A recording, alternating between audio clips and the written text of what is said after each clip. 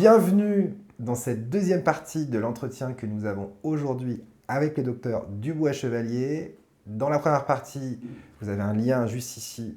Nous avons abordé les sujets qui sont liés à la sexualité féminine, hein, docteur. Et on était sur le point là de creuser le sujet du phallus.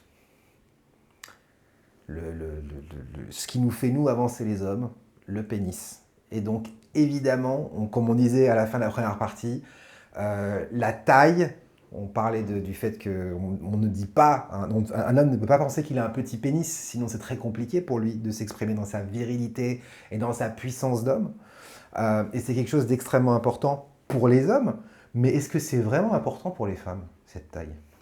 Alors, première chose, on va essayer de ne pas confondre le phallus et le pénis. Alors je vous en prie, éduquez-moi. Je suis venu pour ça aujourd'hui. Le phallus, c'est et vous et moi qui sommes porteurs de phallus. Nous sommes Homo erectus. Oui. Et le phallus, au fond, c'est tout notre rapport au monde dans cette érection. D'accord. Hein ? Toute femme porte en elle de la virilité aussi. Alors on va le dire plus joliment, de la masculinité. Ce serait bien de tuer la virilité au profit de la masculinité.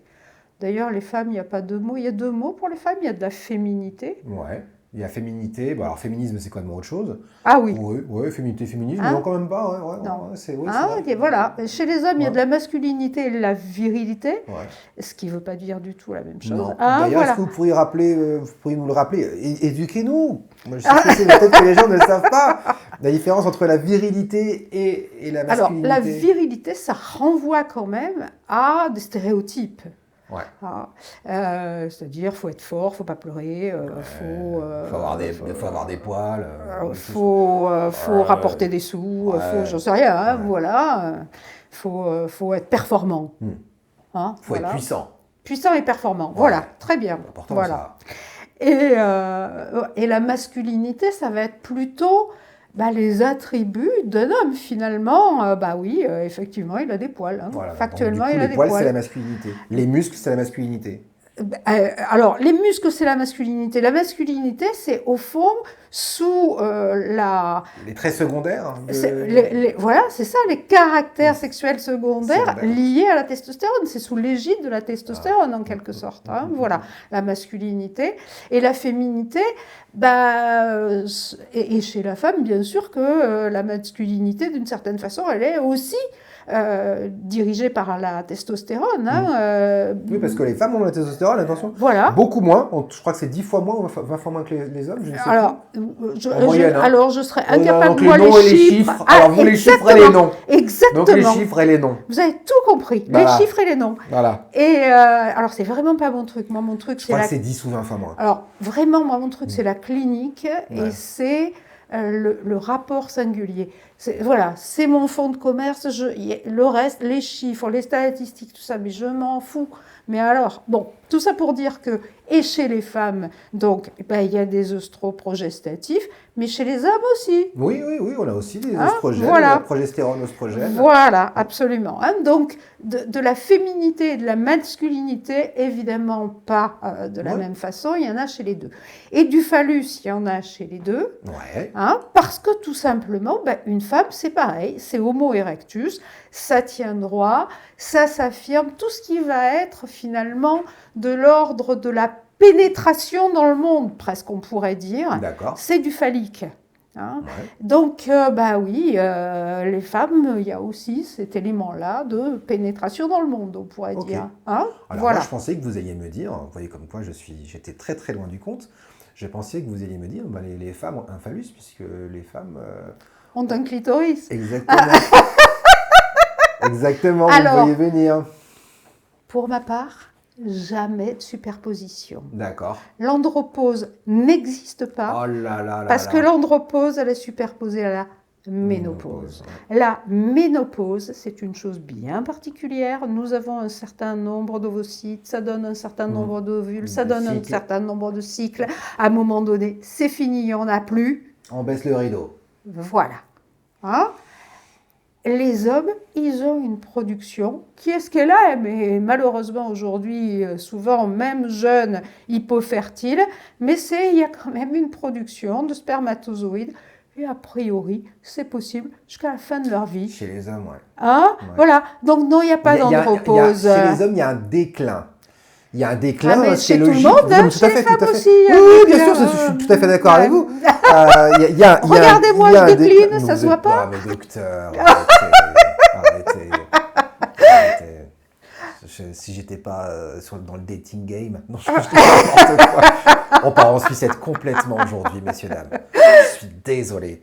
Mais il y a avec l'âge, il y a un déclin. Alors on peut en parler, mais oui. revenons sur mais nos histoires de phallus et de... Tout à fait, voilà. vous avez raison. Donc, en effet, pour moi, je pensais que le phallus, vous alliez me dire clitoris. Pas du tout. Donc voilà, mais justement, ce qui est intéressant, en passant par le phallus, c'est de bien représenter qu'il y a du masculin et du féminin chez les hommes et chez les femmes.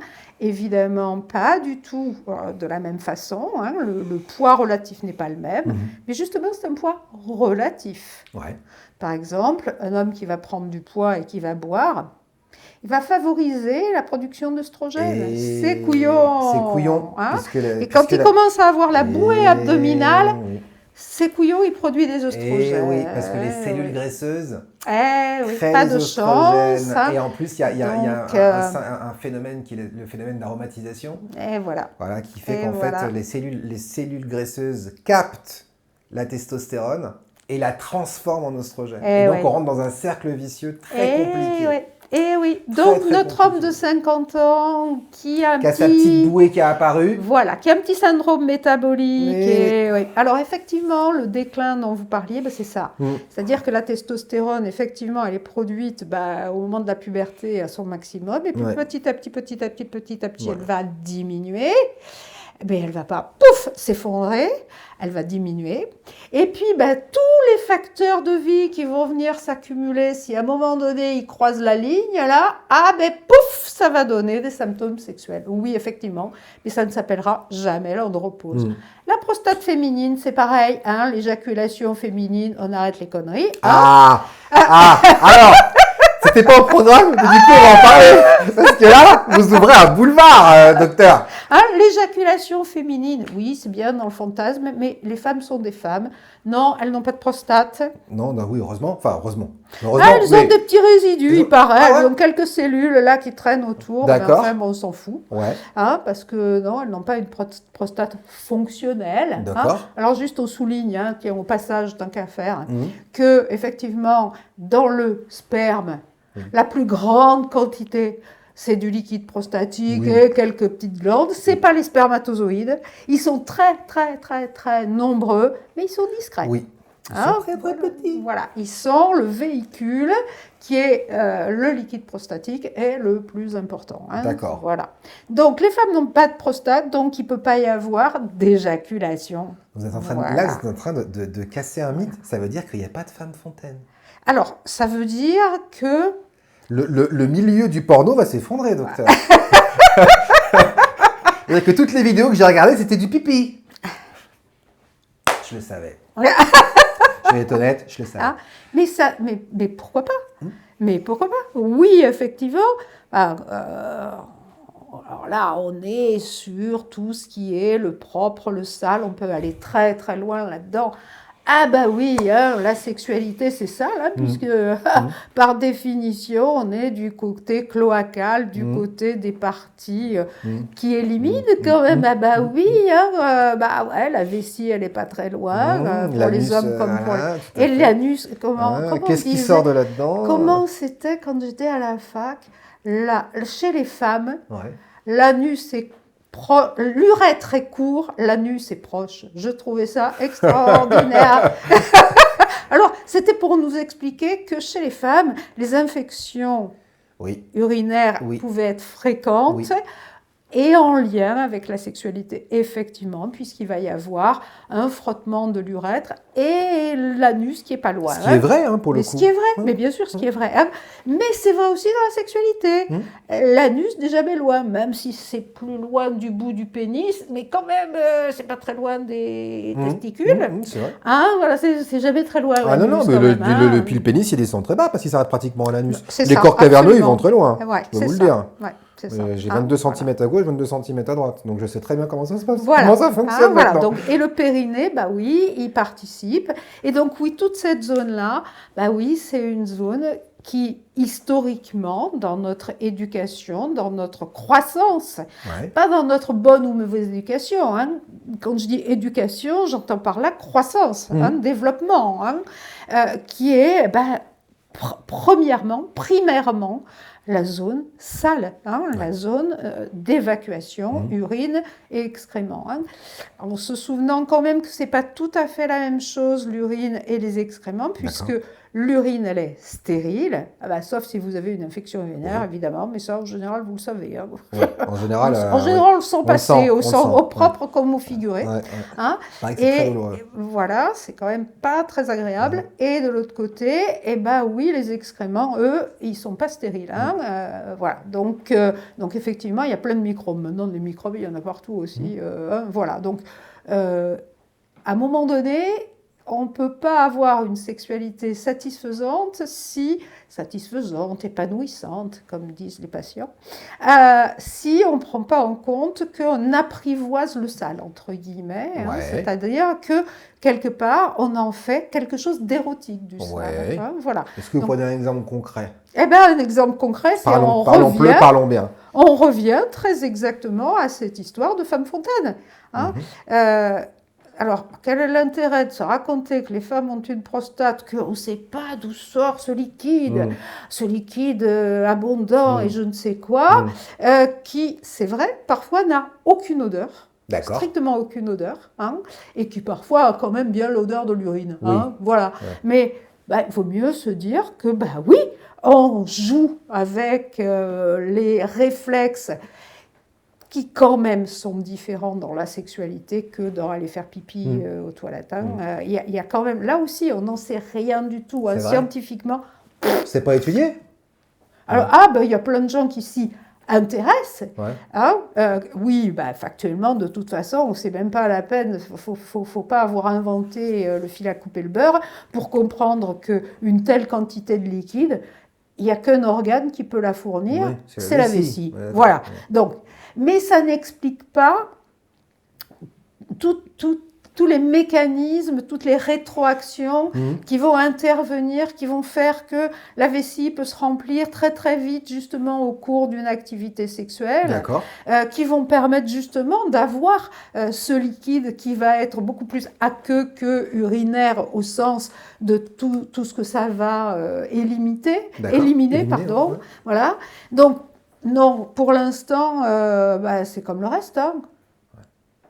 On voit vraiment pas pourquoi là-dessus il y aurait plus de connaissances que sur tout ce qui est physiologie féminine, de qu'est-ce qu'il y a spécifiquement comme production en termes ne serait-ce que de neuromédiateurs dans tout ce qui est le liquide vaginal, par exemple. Voilà, toutes ces choses-là, ça reste très balbutiant, on va dire. Voilà. Et alors ça m'amène à vous poser une question qui est proche de ce sujet-là.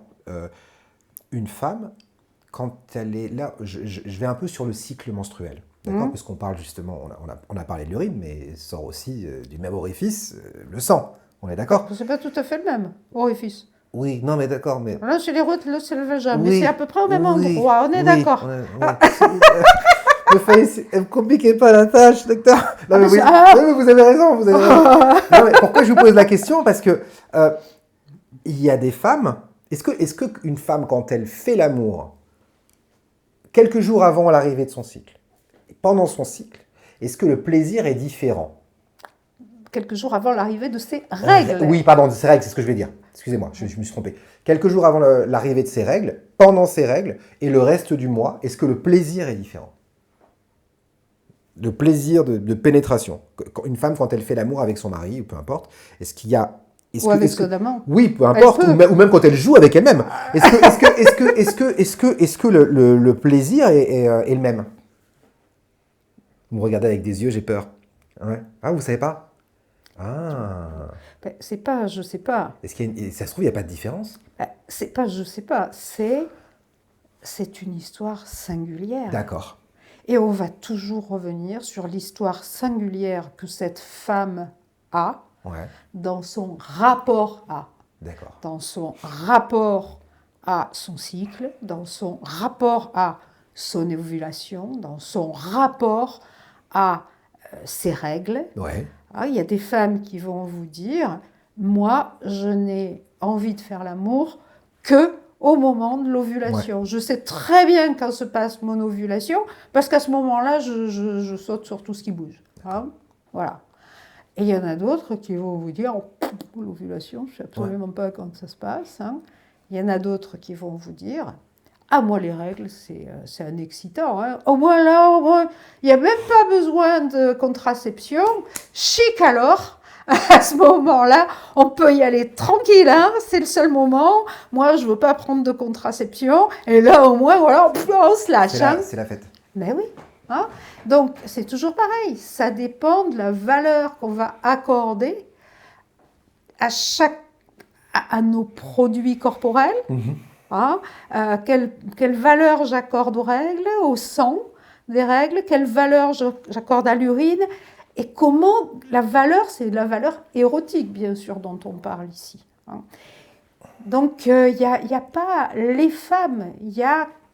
Voilà, oui, bien sûr qu'il y a les femmes, elles vont dire qu'elles ont besoin d'être entendues, d'être comprises, d'être prises en considération et d'être caressées pour entretenir leur tension érotique et leur émoi pour aller vers la sexualité, par exemple. Mm-hmm. Et les hommes, oui, on va dire, ils ont besoin, oui, ils sont centrés sur le pénis. Le pénis est quand même très phallique, oui, évidemment. Hein. Donc, oui, évidemment. On est plus dans la pulsion, les hommes. Hein.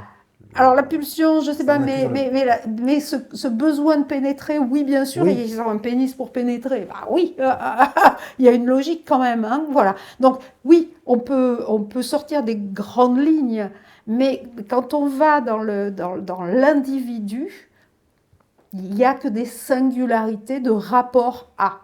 Quel rapport ? Pour revenir sur le pénis, le petit, le moyen, le grand, effectivement, plus que le petit, le moyen, le grand, le S, le L, le M, le X, le XX et le XXL, le titan. Il y a quelque chose, moi, qui m'interpelle toujours, qui m'interroge toujours, que ce soit dans le rapport à mes patients ou le rapport que j'ai pu avoir à mes partenaires, c'est comment ils sont reliés, ces hommes, à leur pénis. Comment ils incarnent leur pénis, comment leur pénis c'est eux et comment eux c'est leur pénis. Comment ils appartiennent à leur pénis ou comment leur pénis leur appartient. Comment il y a cette relation avec le pénis, comment ils sont unifiés, reliés, comment ils sont un. Définis, exactement. Alors pas définis par leur pénis, mais comment ils sont un avec leur pénis. Autrement dit, comment, dans la relation à la pénétration, comment ils s'en servent de leur pénis. Parce que ça, une femme, elle le ressent. Ouais. Comment moi, femme, je suis tout entière dans mon vagin au moment de la rencontre avec le pénis. Comment l'autre, il est tout entier dans son pénis, je le ressens. Hein? Comment moi, femme, je ne suis pas juste un trou avec une cavité derrière et alors vraiment, tiens, j'abandonne ça à toi, démerde-toi avec. Ou comment moi, je suis active dans mon vagin, comment moi, je me suis approprié cet organe. Et non, ce n'est pas juste une entrée, c'est toute une cavité, c'est tout un fourreau, c'est toute une dynamique que je vais exprimer auprès du pénis de mon partenaire. Et pas du pénis de mon partenaire parce que lui, tout entier mis dans son pénis, pardon. Mm-hmm. Hein, c'est cette interaction-là qui m'intéresse.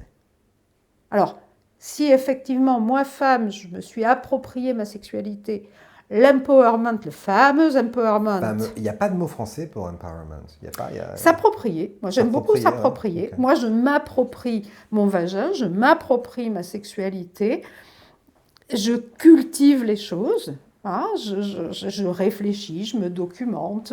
Alors moi, évidemment, je suis mal placée quand je dis ça. J'ai consacré ma vie à la sexualité, c'est facile, hein, j'ai envie de dire.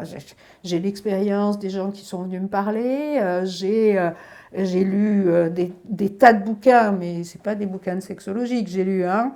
C'est aussi bien des bouquins de psychanalyse, de thérapie systémique, d'approche systémique, les humanités, comme on disait autrefois, Oui. hein, des livres d'humanité. Je me suis documentée. Et quand je dis je continue, parce que moi, si on m'avait laissé faire, je serais encore à la fac, hein, je ne serais toujours pas rentrée dans la vie active. C'est vrai.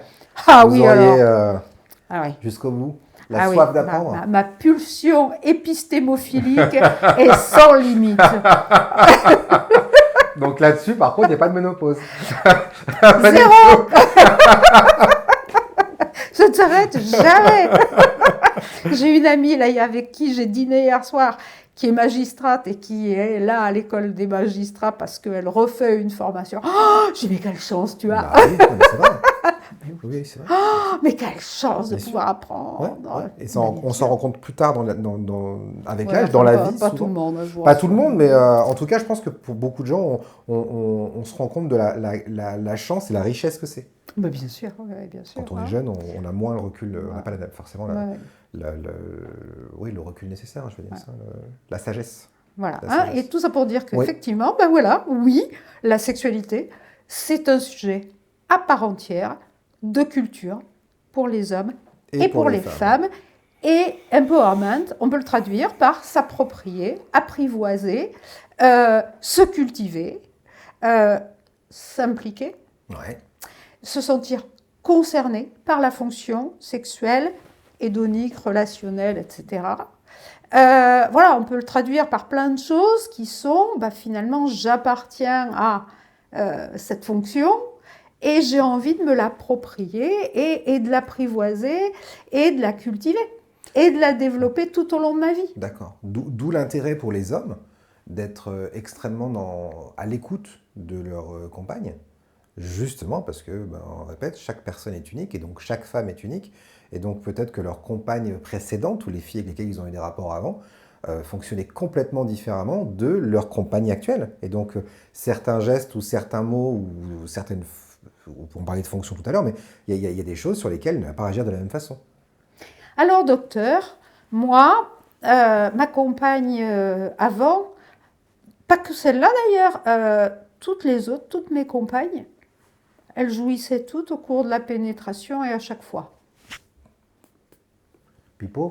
Ah ben mon bon monsieur, vous avez sélectionné des mythomanes, des menteuses, des fabulatrices, des simulatrices, etc. Ouais. Ah, difficile d'arriver à dire ça à un homme. Non, mais mon bon monsieur, en même temps, si vous aviez vraiment été à l'écoute de ce qui se passe, vous auriez très bien su qu'elle vous mitonnait.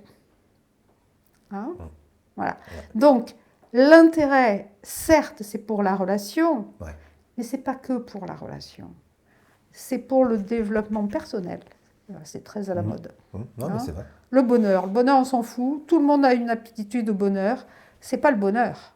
C'est se sentir humain dans sa capacité évolutive. Et quand on est un homme, par exemple et par hasard, quand on est un homme, on a tout intérêt à se pencher sur l'autre sexe, non pas pour donner satisfaction à l'autre sexe, non pas pour être performant en la faisant couiner, comme vous disiez tout à l'heure, non pas pour s'évaluer à l'aune de comment j'arrive à la faire jouir. Parce que la faire jouir, Coco, est-ce que toi, tu te préoccupes de que ce soit elle qui te fasse jouir? Non, hein? Tu comptes sur toi. Eh bien, elle, c'est pareil. Hein? Voilà, elle, à un moment donné, si vraiment elle veut jouir, elle va s'en occuper elle-même. Hein? Voilà, charité bien ordonnée, hein, et les vaches seront mieux gardées. D'accord. Voilà. Hein. D'accord. Donc, non, tu as intérêt à t'occuper, te préoccuper, te sentir concerné par ce qui se passe chez ta partenaire, Ouais. parce que toi, mâle, alpha, Ouais. tu portes en toi de la féminité. Et en passant par l'autre, peut-être tu as une chance. Et alors c'est vrai des homosexuels aussi, hein, parce que de toute façon, il va y avoir toujours quelque chose qui renvoie, hein, si on est homme homosexuel, à la féminité dans la relation. Et chez les femmes, il va toujours y avoir quelque chose qui renvoie à la masculinité, même si on n'a pas voulu d'homme dans sa vie. Pourquoi pas, hein, voilà. Donc même dans des couples lesbiens, par exemple. Tout à fait. Donc, quel que soit le type de couple homosexuel, masculin, féminin, peu importe, il y a intérêt à regarder l'autre dans ce qu'il a de l'autre sexe et de son propre sexe, des deux.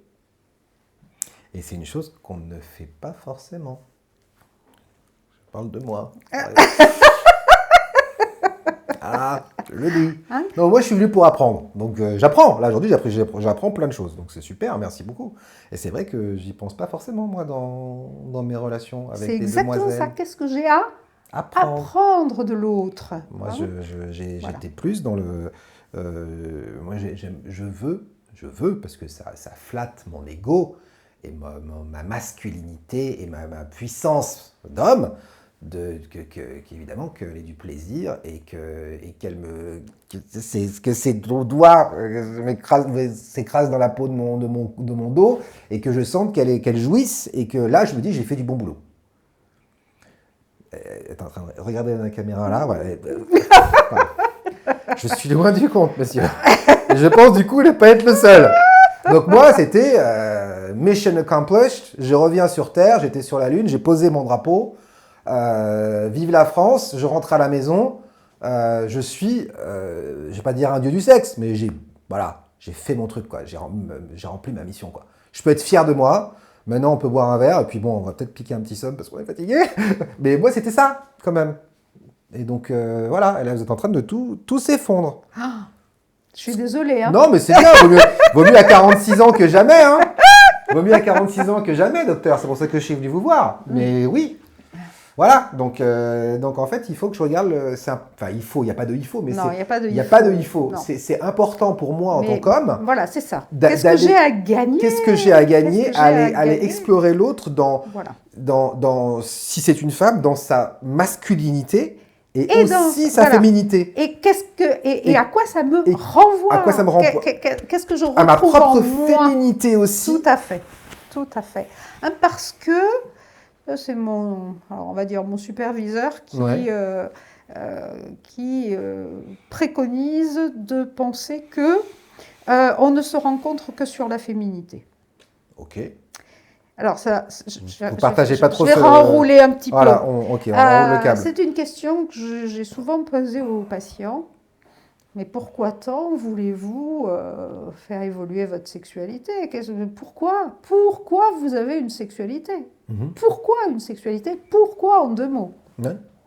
Bah, pour avoir du plaisir. Ça va chercher loin. Là. Vous avez beaucoup creusé là. Bon. Non, parce que pour avoir du plaisir, d'abord le plaisir c'est la chose, alors là, la plus facile à avoir. J'espère que vous qui êtes là, vous êtes en train de prendre du plaisir. Personnellement, moi j'en prends. Formidable. N'est-ce pas? Si j'ai pu vous donner du plaisir aujourd'hui, je suis heureux. À distance en plus. C'est presque du tantra. C'est presque du tantra. C'est de la magie. C'est la magie. C'est de la magie. Moi, en tant qu'homme, je suis extrêmement rassuré. Voilà. Moi, en tant que femme aussi. Dans ma puissance masculine, là, je suis au taquet, docteur. Non, mais moi, si vous me dites que vous avez du plaisir aussi, je suis ravie aussi. Hein. Avant-gardant, j'en ai énormément.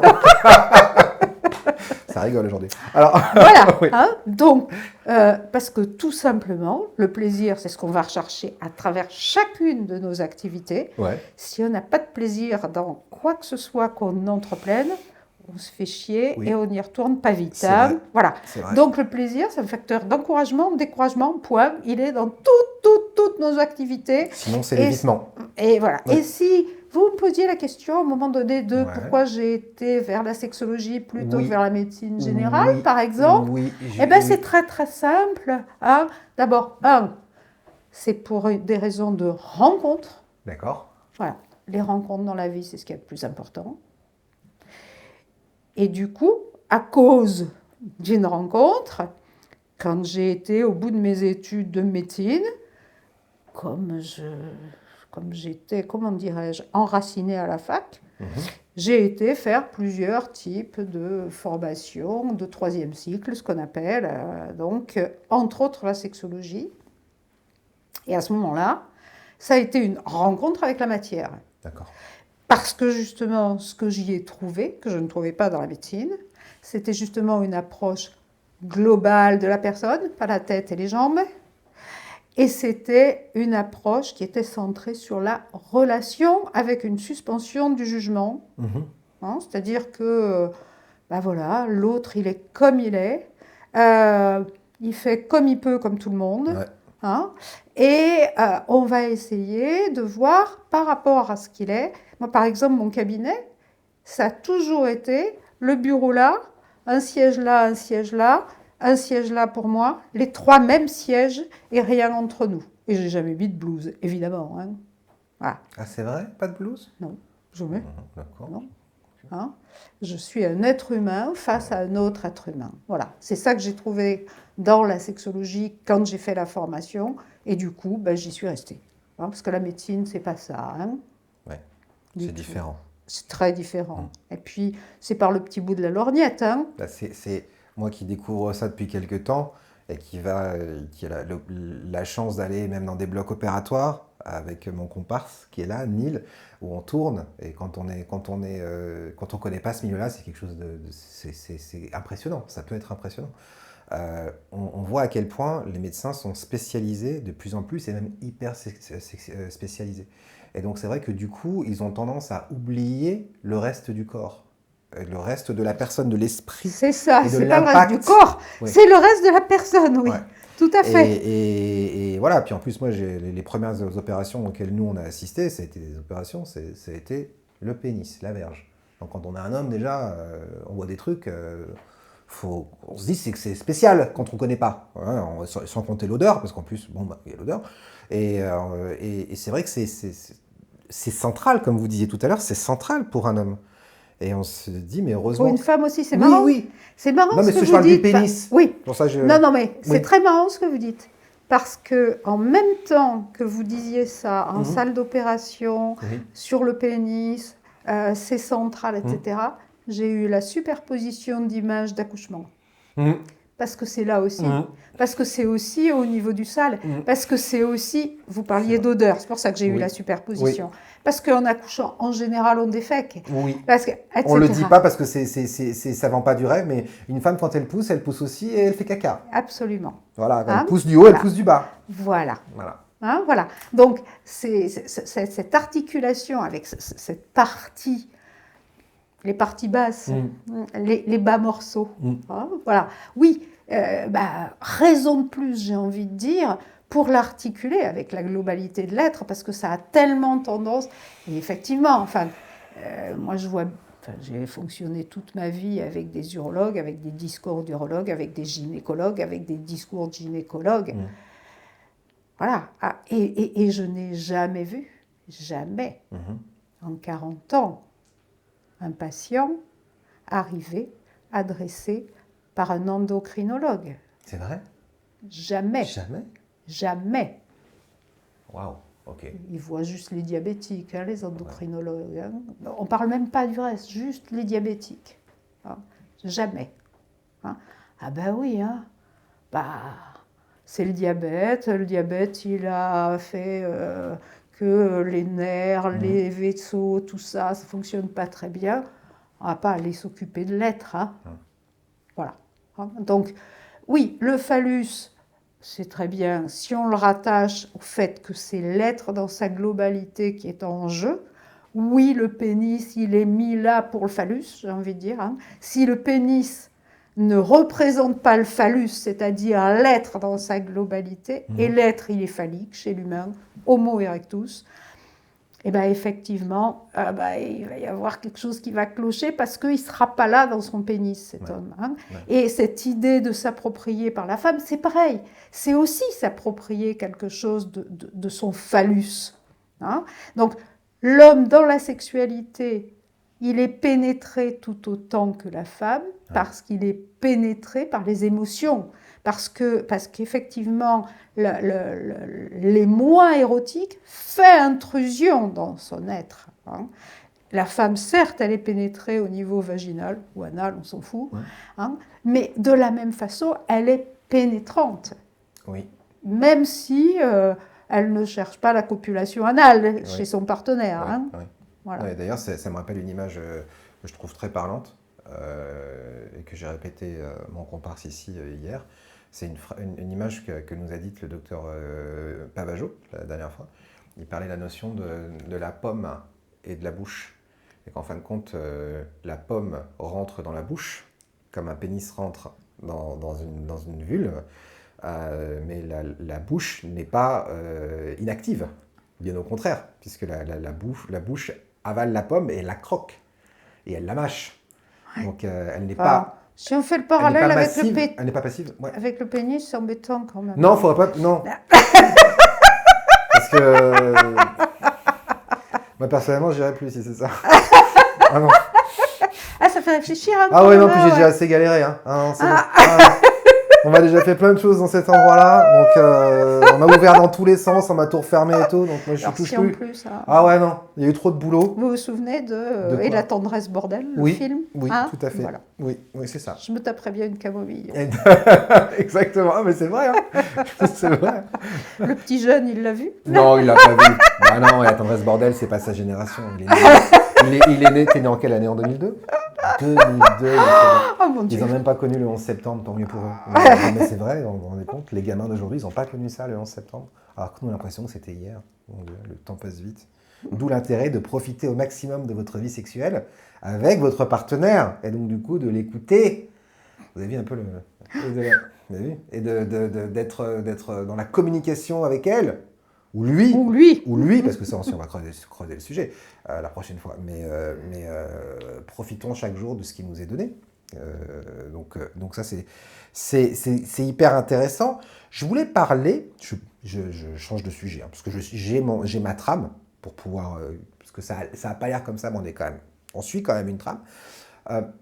Parler du sujet du vaginisme. C'est pas changer de sujet puisqu'on vient de le voir. Oui. Hein, on vient de voir justement, le vagin, c'est pas un organe mort. Or, justement, dans le vaginisme, c'en est un. C'est-à-dire qu'on parle de trou de représentation. C'est très joli. Hein. Trou de représentation. Ouais. Je sais qui a inventé ça comme terme, mais c'est ça part du principe. Imagé, hein. Oui, c'est très imagé. Ça part du principe que notre cerveau, il représente chacune des parties de notre corps et que chacune des parties de notre corps est articulée, reliée bien sûr, et articulée avec ce qui s'appelle la psychomotricité. Hein. Je trouve que j'aime beaucoup, moi, les psychomotriciens, hein, vraiment, qui est tout ce qui est coordination, on peut dire, hein, et coordination, bien sûr. Quand on regarde le bébé qui vient de naître, là, hein, il n'est pas beaucoup coordonné. Hein, voilà. Donc justement, la psychomotricité est quelque chose qui s'acquiert. Et qui s'acquiert en particulier, s'il fait ça, le bébé, c'est pas pour rien. Ouais. C'est parce que déjà, c'est le muscle. Hein, donc c'est important, parce que s'il veut marcher, à un moment donné, il va falloir qu'il ait du muscle, hein, quand même. Voilà, et bouger, ça fabrique du muscle. Hein. Bouger, ça fabrique du muscle, notez. Ouais. Hein. Et j'ai des poils que je cache, mais ils sont là. Et ça donne des sensations. Donc, c'est la boucle, le circuit de psychomotricité, ça va être à partir de ce qui est vécu, ressenti, éprouvé. C'est que de l'émotion, que de la sensation, hein, nourrisson. Hein. Alors, ça ne dure pas longtemps, parce que très vite, il engramme, mais au départ, voilà. Hein. Et donc, c'est grâce à ça que, au bout d'un an, à peu près, moyenne, il va marcher. Hein. C'est-à-dire qu'il est suffisamment coordonné pour arriver à marcher. Beaucoup plus vite, il est suffisamment coordonné pour attraper un objet. Beaucoup plus vite, il est suffisamment coordonné pour attraper un objet et le porter à la bouche. D'accord. Bon. Et ça, c'est la psychomotricité, c'est donc arriver à associer une partie du corps au cerveau de façon à ce que le cerveau soit quand même un grand centralisateur qui permet de coordonner, justement. Psychomotricité, c'est coordonner. Donc c'est pareil pour tout ce qui est organes sexuels. Hein. Sauf que c'est pas obligé, puisque justement la ruse de l'espèce fait que s'il y a une érection, ça suffit, l'éjaculation elle peut être rapide, et si le vagin est perméable, ça suffit, ça peut être un organe mort, ça n'a aucune importance. Ouais. Voilà. Dans le meilleur des cas, c'est quand même comme ça que la sexualité commence, par la ruse de l'espèce, par la programmation génétique, avec des mécanismes réflexes, une érection, un vagin perméable, une pénétration, une éjaculation. Voilà. Quelque part, la sexualité, elle commence un petit peu programmée comme ça. D'accord. Bon. On ne parlera pas des homosexuels parce que, évidemment, c'est beaucoup plus complexe que ça. C'est tout un parcours du combattant, j'ai presque envie de dire. Mais voilà, pour les cis, hétéros, voilà. En général, ça commence comme ça. Et c'est que petit à petit, que justement, parce que ça commence tard déjà, que l'appropriation de l'organe va se faire. Alors, chez les vaginiques, tout simplement, ça ne commence pas comme ça. C'est-à-dire que déjà, le vagin n'est pas perméable. Alors, je parle de vaginisme primaire, parce que de vrai vaginisme, moi, je considère qu'il n'y a que le vaginisme primaire. Donc, le vaginisme primaire. C'est-à-dire que le vagin n'est pas perméable, il est obstrué à toute possibilité de pénétration parce que les muscles de l'entrée claquent. À l'approche, c'est comme s'il y a un moucheron qui approche, la paupière se ferme. Voilà. Donc là, c'est pareil, à l'approche du pénis, même à l'approche du partenaire, même sans qu'on approche le vagin, il se rétracte. Et puis il ne lâche pas. Ça peut même faire des crampes, ça peut même faire mal. Puisque c'est tout le périnée. On ne peut pas fermer le vagin sans contracter tout le périnée. D'accord. Ah oui, donc ça doit être inconfortable pour la Ça peut être inconfortable, oui. L'anus, il y a un sphincter, on peut fermer juste l'anus sans bloquer tout le périnée. Le vagin, ce n'est pas possible. C'est comme d'ailleurs, messieurs, quand vous faites joujou avec votre pénis, que vous faites ça avec. Eh bien, c'est tout votre périnée que vous allez utiliser pour ça. Je suis en train de contracter, oui, c'est vrai. Voilà, c'est pareil, c'est l'équivalent, c'est ça. Voilà. Donc, tout le muscle du périnée est tchac, donc pas de possibilité de pénétration, et du coup, ce circuit ne va pas se faire. Alors évidemment que pour beaucoup de femmes, il s'est fait avant la première pénétration, parce qu'elles sont allées explorer leur vagin, parce qu'elles sont allées se donner du plaisir, parce qu'elles sont curieuses, etc. Chez la vaginique primaire, point de curiosité, c'est un endroit étranger. Et c'est pour ça qu'on parle de trop de représentation, parce qu'il n'y a strictement rien qui correspond en termes d'image du corps, en termes de mettre en relation. Donc du coup, c'est quelque chose qui est totalement involontaire, qui est totalement réflexe, qui est totalement à l'insu. Les femmes le disent, j'ai du désir, je ne comprends pas pourquoi ça ne marche pas. Et même je désirais la pénétration, mais voilà, c'est plus fort que moi. Et le plus fort que moi, c'est une phobie. Et c'est une phobie, en règle générale, plus large que ça. On parle aussi de phobie de pénétration, mais c'est en général plus large. On va retrouver, par exemple, une phobie de l'aiguille, ça pénètre aussi l'aiguille, quand on fait une prise de sang. Voilà. C'est une phobie souvent aussi des émotions, parce que justement, c'est ce qu'on disait tout à l'heure. Les émotions, tout se passe comme si ça faisait intrusion. Je me souviens, quand j'étais jeune... il y a 4-5 ans. C'est ça. Vous avez vu, il faut flatter. Les femmes aussi, ça marche. Ça marche, pas que les hommes. Bam. Mais quel séducteur. Mais on allait y venir, justement, à la séduction. Quand j'étais jeune, quand j'avais le sentiment que je tombais amoureuse, qu'un homme me faisait de l'effet, je le percevais vraiment comme quelque chose de très intrusif. D'accord. On peut imaginer, on parlait tout à l'heure des hommes qui perçoivent les moi comme de l'intrusion, mais oui, c'est normal de le percevoir comme ça. Oui, c'est une pénétration, oui. Et donc, mon mécanisme réflexe, c'était de séduire. Ok. Il y avait quelque chose de l'ordre d'une mécanique qui était, il est venu faire intrusion, il est venu me perturber, me bousculer. je vais aller le bousculer à mon tour. Comme ça, vous reprenez un peu le contrôle sur la situation. Ben, bien C'est sûr. ça, hein. Et puis à armes égales, hein. Ouais, ouais, bien sûr. Ah, Ouais. il y avait eu une pénétration, j'allais aller le bousculer aussi et faire pénétration chez lui aussi, hein. Bien sûr. Et Voilà. MLF un jour, MLF toujours. Phallus un jour, phallus toujours. Voilà. C'est ma dimension Voilà, phallique. ok, tout à fait. Et oui, Oui, la mais c'est- séduction, c'est une dimension phallique chez la femme, bien sûr, hein. mais c'est vrai, bien Ben, sûr. bien sûr, D'ailleurs, un homme en tant qu'homme, quand on est abordé par une femme, bien sûr. on est décontenancé. Parce que c'est censé être notre rôle, nous, d'aller Les voir la conquérants. demoiselle, des conquérants. Voilà, c'est vrai, on est censé prendre notre drapeau et le planter à madame. Le drapeau. Donc, oui, c'est ça. Elle a du coup, madame, elle vient, c'est elle qui plante, elle vient avec son drapeau et elle te dit, en fin de compte, je t'aime bien. Moi aussi, Non, mais, moi aussi, je peux faire. Oui, voilà, mais le problème c'est que vraiment le drapeau c'est moi, mais c'est ce que je pense moi. La preuve que c'est pas vrai. Voilà. Et donc, par rapport à cette phobie de la pénétration qui existe dans le vaginisme, hein, bien sûr que la façon d'aider ces femmes, ça va être de leur faire prendre conscience. On a presque envie de dire que le vaginisme est une chance pour justement cette histoire de s'approprier, d'apprivoiser, de s'approprier cet organe, de le relier et d'en fait faire d'un organe à soi d'abord, déjà, hein, c'est mon organe, et puis un organe soi, moi vagin, au moment de la rencontre avec le pénis, hein. D'accord. Voilà. Parce que moi je voyais ça quand j'ai commencé à m'intéresser à ce sujet, j'avais déjà entendu parler du vaginisme sans savoir vraiment ce que c'était.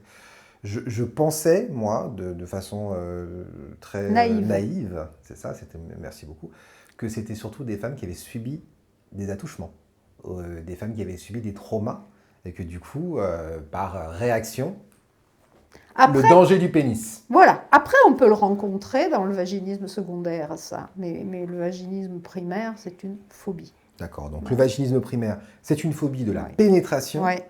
Et qu'on va retrouver sur d'autres éléments phobiques, en règle générale, hein. D'accord, donc la personne qui va être vaginiste, c'est ça, vaginiste? Vaginique. Vaginique primaire aura en général d'autres phobies. Elle n'aura Souvent, pas que celle-là. oui, absolument. Après, tout petit écart. Il y a des vaginismes primaires hystériques, mais on ne va pas s'étendre là-dessus. D'autant que l'hystérie n'existe plus, on est bien d'accord. Non, évidemment. Ah bah. Évidemment. Mais les femmes sont toutes hystériques quelque part. Vous êtes d'accord avec moi? Oui, c'est pour ça que ça n'existe plus. Voilà. Toutes les femmes sont hystériques. Donc, les femmes ne savent pas ce qu'elles veulent. Mais les non, femmes sont dire intenables, hystérique, c'est forcément dire 5 jours par femme, mois. donc Oui, voilà. il suffit de dire femme. Exactement. Je ne sais pas pourquoi on se prend la tête. Hein, alors, question sérieuse. On estime qu'il y a... Est-ce qu'on connaît un peu le pourcentage de femmes qui sont touchées par le vaginisme? Ou on n'en sait rien? Est-ce que c'est quelque chose qui est courant Il y a quand même? il y a sûrement des chiffres. Parce Moi, que je vous vous ai dit, je ne suis pas chiffre. Je sais, mais vous recevez beaucoup de gens qui sont en souffrance. nos consultations de sexologie disent qu'en général, on a 10% de nos consultations qui sont faites de vaginique. D'accord. Et donc, autant primaire que secondaire pour le coup. Oui, ah bah oui, mais non. Ah. Parce que le secondaire, si vous voulez, on en parlera dans un second temps, Oui. mais le secondaire, pour moi, c'est pas complètement un vaginisme, hein. Oui, D'accord. certes, il y a l'effet de contraction, mais de toute façon, la peur va toujours faire cet effet de contraction, hein. Mais c'est pas la contracture primaire, réflexe, qui empêche toute pénétration. C'est un réflexe secondaire de protection par rapport à une peur, à une douleur, par rapport à une peur, à un frottement qui fait mal, etc. quoi, D'accord. hein. Voilà. Ok. Alors moi, ce que je vous propose, c'est que le temps qui nous est imparti est maintenant terminé, puisque vous avez du travail. Donc merci beaucoup de nous avoir reçus. C'est qu'on se retrouve bientôt. Merci, c'est un vrai plaisir partagé. C'est qu'on se retrouve bientôt. On revient vous voir parce qu'en fait, il y a encore plein de choses. Voilà. J'ai pas de petite fiche, j'ai un iPad, mais il y a quand même pas mal de choses dont on veut parler encore. Et c'est qu'on se revoit bientôt. Et qu'on refasse et avec encore, autant de grand plaisir, grand j'espère. plaisir. On fait genre, je pense qu'on est parti pour encore 2 parties. On est encore pour bien 1h30. Mais on va encore apprendre plein de choses et on les postera dès qu'on peut. Je vais suivre un ordre clair et établi comme d'habitude. Et si vous avez des questions, vous les mettez en commentaire de cette vidéo, comme ça, les questions des gens, eh ben, je pourrais vous les poser, parce que ça va sûrement amener des questions. Parce que, bah oui, les hommes, il y a beaucoup d'hommes qui sont à la recherche de la compréhension de leur compagne ou de leur compagnon, parce que nous sommes inclusifs et que nous aimons tout le monde, donc tout le monde est bienvenu. Vous êtes d'accord?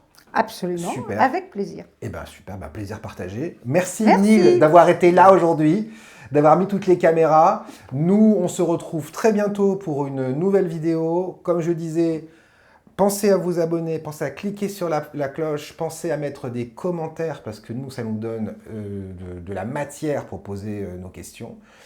Vous pouvez me contacter à yacine@bodyattitude.fr si vous avez besoin d'un suivi, si vous avez des questions. J'ai beaucoup de gens qui me contactent sur de nombreux sujets, dont la dysfonction érectile, et beaucoup de jeunes, parce qu'on en a parlé avant de commencer à tourner, j'ai beaucoup de jeunes qui me contactent, et c'est aussi les problèmes qu'ils ont, qui pensent avoir un problème ici, et c'est la représentation de la femme qui leur pose problème en fait.